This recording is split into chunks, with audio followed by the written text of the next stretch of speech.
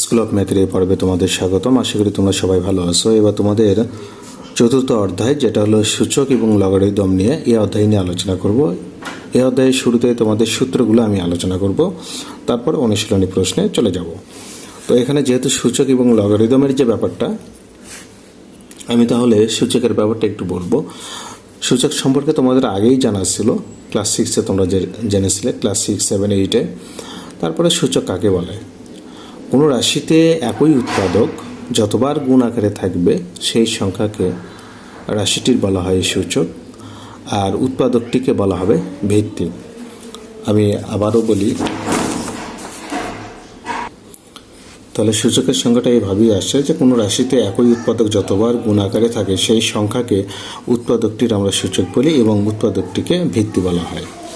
এখানে কিছু সূত্র তোমাদের জানতে হবে। সূত্রগুলো হলো, যেমন সূত্র 1, এটা হলো গুণের সূত্র, গুণ। তাহলে 1 নম্বর a two the power m গুণন a two the power n সমান হলো, বেস একটা হবে, ভিত্তি বেস একটা হবে, অর্থাৎ ভিত্তি একটা হবে, আর পাওয়ার দুইটা যোগ হয়ে যাবে। তাহলে গুণের ক্ষেত্রে কি হয়? পাওয়ারগুলো যোগ হয়। সূত্র 2,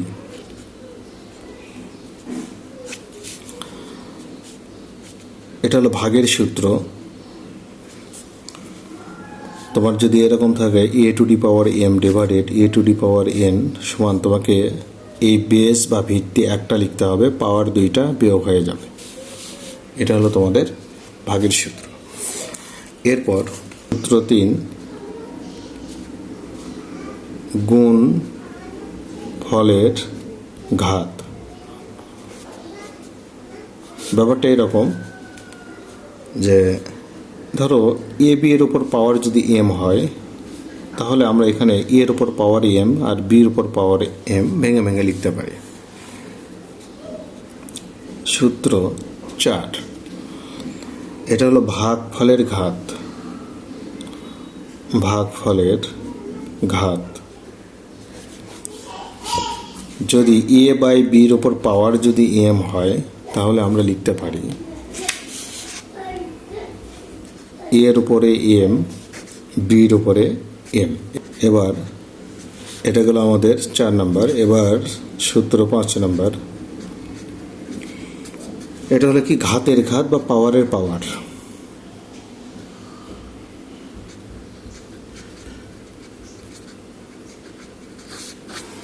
এই সূত্রটা এরকম যে এ টু দি পাওয়ার m, তার উপর পাওয়ার যদি n হয়, তাহলে আমরা লিখতে পারি এ টু দি পাওয়ার mn।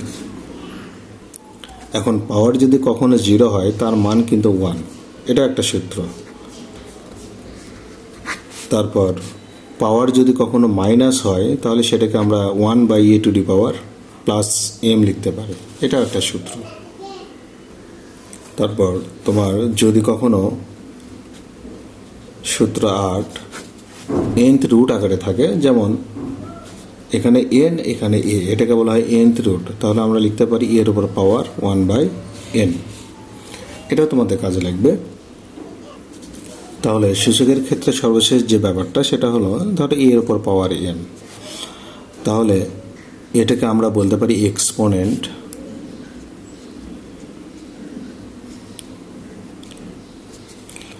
এটাকে আমরা বলতে পারি পাওয়ার।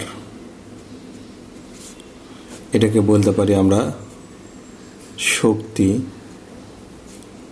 বা ঘাত। এটাকে আমরা বলতে পারি সূচক।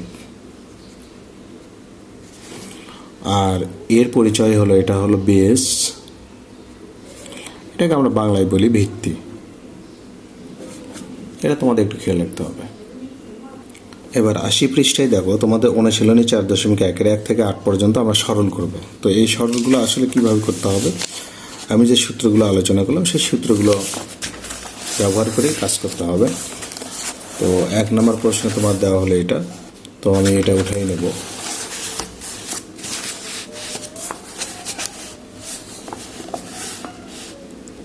এক নম্বর, তাহলে 7 এর উপর পাওয়ার 3 গুণন 7 এর উপর পাওয়ার -3 ডিভাইডেড 3 গুণন 3 এর উপর পাওয়ার -4। এখন আমরা এখানে যে সূত্র ব্যবহার করবো সেটা হলো 7 আর 7 থেকে একটা 7 পাওয়ার 2টা এখানে যোগ হয়ে যাবে। এর উপর মনে মনে 1 ধরো, 3 আর 3 থেকে একটা 3 আর এখানে 1 মাইনাস 4। তাহলে আমরা কোন সূত্রে অ্যাপ্লাই করলাম এখানে? তোমাদের 1 নম্বর যে সূত্র এ এর উপর M, A to the power N সমান A to the power M plus N, এই সূত্রে অ্যাপ্লাই করতে হলো। তো সেক্ষেত্রে আমরা এখানে 7 এর উপর 0 পাবো আর এখানে 3 এর উপর -2 পাবো। এখন তোমরা কিন্তু পড়লে যে এ এর উপর 0 মানে কি 1 হবে, আর A to the power minus M মানে কি 1 এর নিচে গিয়ে A to the power plus M. আমরা উপরে 1 পাবো আর এখানে 3 এর উপর 1 এর নিচে গিয়ে 3 এর উপর পাওয়ার 2 পাবো। তো আমরা তাহলে 1 গুণন 3 এর উপর পাওয়ার 2 উপর লিখতে পারি, 1 নিচে দিতে পারি, তার মানে কি 3 এর উপর পাওয়ার 2 মানে কি 9 হবে, এটা অ্যান্সার। 2 নম্বর প্রশ্নে দেওয়া হলো cubic root 7 square into cubic root 7 divided root 7। তাহলে এটা আমরা সাজাবো কীভাবে দেখো।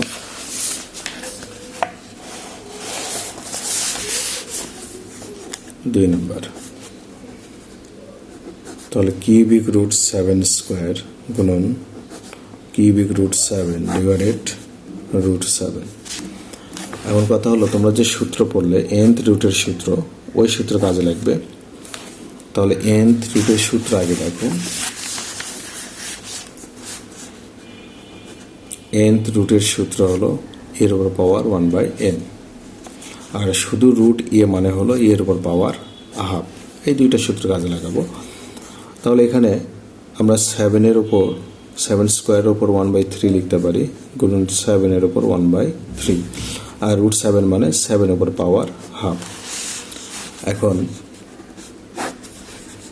সূত্র পড়লাম এর উপরে এম, তার উপরে এন সমান কি এর উপর পাওয়ার হলো এম এন।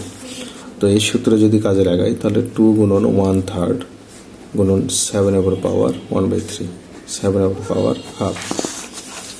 তাহলে এখানে আমরা লিখতে পারি 7 এর উপর পাওয়ার 2/3 গুণন 7 এর উপর পাওয়ার 1/3, 7 এর উপর পাওয়ার হাফ। তাহলে আমরা এখানে সাজাতে পারি এই দুইটা 7 থেকে একটা 7, তাহলে 2/3 প্লাস হলো 1/3, আর এখানে 7 এর উপর পাওয়ার হাফ। তাহলে এখানে আমরা যদি লসাগু করি তাহলে 7 এর উপর পাওয়ার 3 আর 3 থেকে একটা 3 আর 2 প্লাস 1, জাস্ট লসাগু করলাম 7 এর উপর পাওয়ার হাফ। তাহলে এখানে ব্যাপারটা যেটা দাঁড়ায় সেটা হলো এখানে 7 এর উপর পাওয়ার 3/3 আর এখানে নিচে হলো 7 এর উপর পাওয়ার হাফ। 3 কেটে যাবে। এখন এই 7 আর 7 থেকে আমরা যদি একটা 7 লিখি, এখানে 3 কেটে গিয়ে 1 থাকে, তাহলে সেই 1 আর এটা উপরে গেলে মাইনাস হাফ হবে। তাহলে 7 আর এখানে লসাগু করলে প্লাস হাফ, তার মানে কি রুট 7, এটা অ্যান্সার। তাহলে এই হাফ থেকে মাইনাস হাফ বাদ দিলে প্লাস হাফ, আর 7 এর উপর পাওয়ার হলো প্লাস হাফ মানে কি রুট 7।